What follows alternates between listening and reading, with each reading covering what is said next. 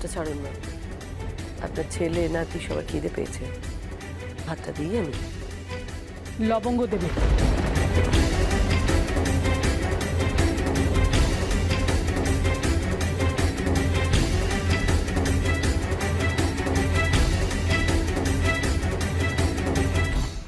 সংসারের ভালো মন্দর জন্য মেয়েদের অনেক কষ্ট সহ্য করতে হয় বৌমা, লবঙ্গ না হয় এইটুকু করলো।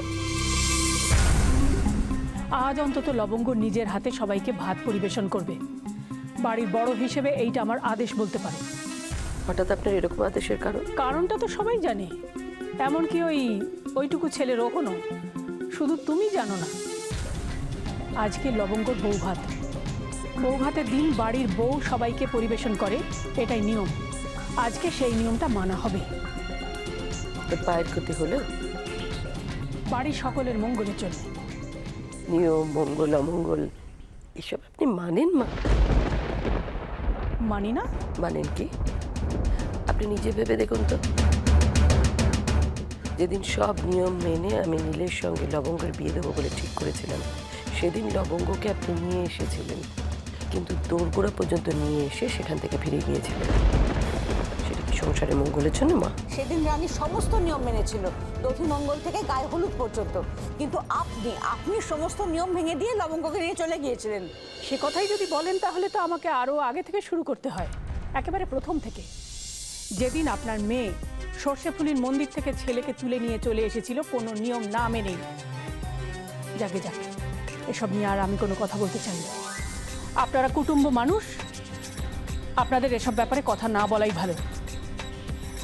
আর সংসারের জন্য, লবঙ্গর জন্য আমি চাই এই নিয়মটা মানা হোক। লবঙ্গর জন্য? আমি কি হচ্ছেটা কি? প্লিজ মম, তোমরা চুপ করো।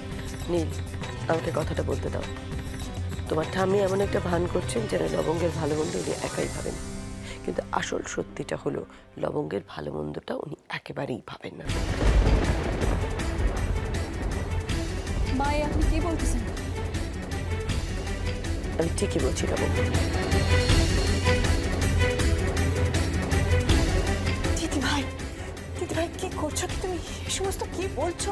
চুপ করো না প্লিজ। যা সত্যি সেটাই আমি বলছি বৈশালী।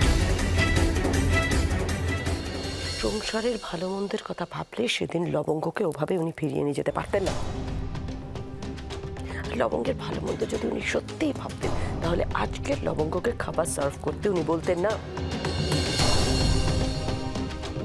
মা তো এমন ভাব করেন যেন লবঙ্গকে চোখে হারাচ্ছে।